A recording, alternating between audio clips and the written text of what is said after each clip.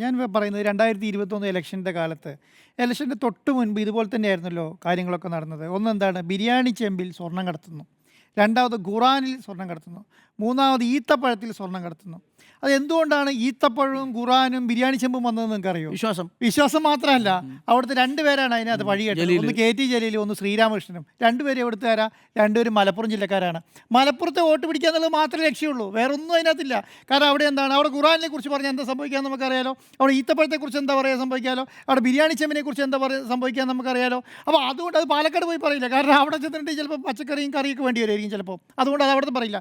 മലപ്പുറത്തേക്ക് വരുമ്പോൾ ഞാൻ പറയുന്നത് പണ്ട് കാലങ്ങളിലും രാഷ്ട്രീയം കടത്തുന്നത് എങ്ങനെയാണ്, മതം രാഷ്ട്രീയമായി എന്തെങ്കിലും കണ്ടിട്ട് അത് അപ്പം അത് രണ്ടും കൂടെ കൂട്ടി കണക്കി പിന്നെ അതിലേക്ക് അങ്ങ് പോവുകയാണ് ചെയ്യുക. ഇപ്പം എന്താ നിയമസഭയിൽ നടന്നുകൊണ്ടിരിക്കുന്നത്, നിയമസഭയെ ശരണം വിളിക്കാനുള്ള കേന്ദ്രമാക്കി മാറ്റുകയാണ്. കഴിഞ്ഞ 4 ദിവസമായിട്ട് എന്താണ് നിയമസഭ എന്ന്, എന്താണ് നിയമസഭ എന്ന് പറയുക? നിയമനിർമ്മാണ സഭ എന്നാണല്ലോ പറയുക. നിയമനിർമ്മാണം നടത്താൻ വേണ്ടിയിട്ട് 140 MLA-മാരെ നിയമസഭയിലേക്ക് പറഞ്ഞു വിട്ട് വോട്ട് ചെയ്ത ജനങ്ങളാണല്ലോ നമ്മളെല്ലാവരും. അങ്ങനെയല്ലേ? ഇവരവിടെ ചെന്നിട്ട് അതാണോ ചെയ്യേണ്ടിയിരുന്നത്, അല്ലെങ്കിൽ അവിടെ പോയി ശരണം വിളിക്കുകയാണോ വേണ്ടത്?